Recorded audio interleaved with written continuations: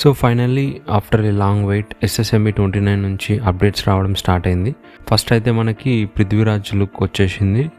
So మనకి విలన్ని పరిచయం చేయడానికి పెట్టిన ప్లానింగ్ చూడండి, మస్తుంది.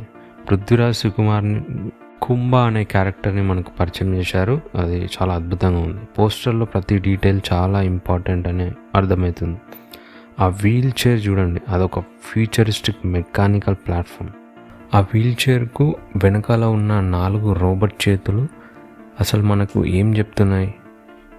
ఈ పాత్రకి ఏదో శరీర సమస్య ఉండి దానివల్ల శారీరక శక్తి లేకపోయినా ఈ టెక్నాలజీ సాయంతో అతను భారీ పవర్ను, కంట్రోల్ను కలిగి ఉన్నాడని అర్థమవుతుంది. ఒంట్లో శక్తి లేకపోయినా బుద్ధి బలంతో ఎంత క్రూరుడు, నిర్దయుడు, శక్తిమంతుడు అయిన విలన్గా రాజమౌళి గారు ఈ కుంభను చూపించబోతున్నారని క్లియర్గా తెలుస్తుంది. అండ్ అలానే పోస్టర్ బ్యాక్గ్రౌండ్లో మనకు ఆఫ్రికాలో ఉండే మంకీ బ్రెడ్ చెట్టు క్లియర్గా కనిపిస్తుంది. ఈ చెట్టు 1000 సంవత్సరాలు బతుకుతుందని చెప్తున్నారు.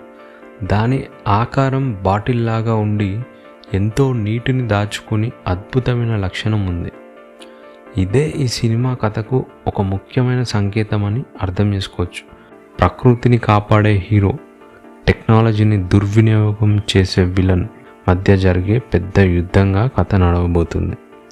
సో ఇలాంటి థీమ్ని మనం ఆల్రెడీ కొన్ని సినిమాల్లో చూసి ఉంటాము.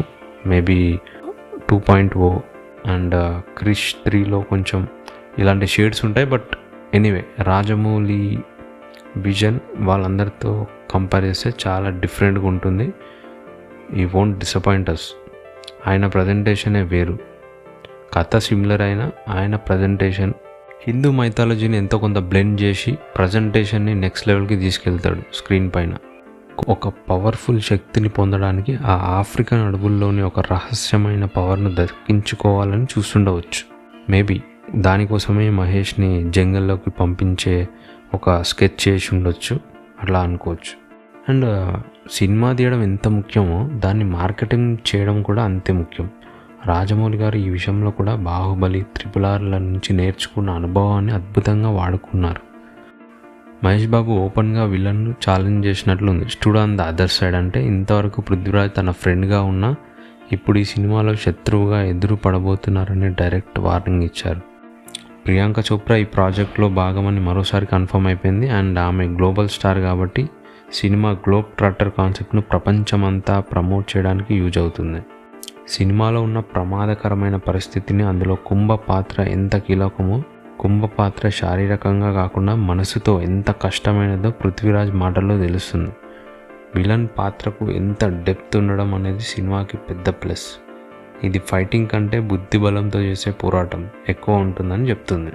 ఈసారి రాజమౌళి గారు గ్లోబల్ ఆడియన్స్ని టార్గెట్ చేశారు. అందుకే మహేష్ బాబు, ప్రియాంక చోప్రా, పృథ్వీరాజ్ లాంటి పాన్ ఇండియా గ్లోబల్ స్టార్స్ ప్రాజెక్ట్లో ఉన్నారు. ఆ ఫస్ట్ లుక్ని చూసి సోషల్ మీడియాలో విపరీతమైన ట్రాల్స్ నడుస్తున్నాయి.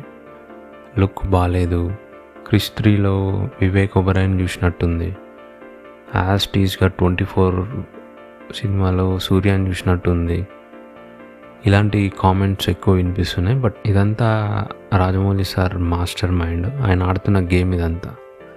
ఎందుకంటే స్టార్టింగ్లో ఆయన సినిమాలు మీరు ప్రీవియస్గా బాహుబలి చూసుకున్నా, RRR చూసుకున్నా, ప్రతి ఫస్ట్ లుక్కి ఈ రోస్టింగ్ అనేది ఉంటుంది.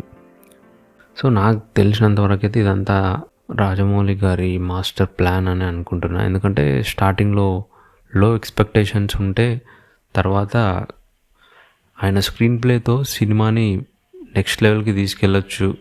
సో ఇప్పుడు ఎవరైతే first flop to Rajamouli, worst first look ever in Rajamouli career అని ట్వీట్ చేస్తున్నారో వాళ్ళంతా వాళ్ళ ఒపీనియన్ రాంగ్ అని ప్రూవ్ చేసే రోజు 2027లో రాబోతుంది. Obviously Rajamouli won't make his film A flop.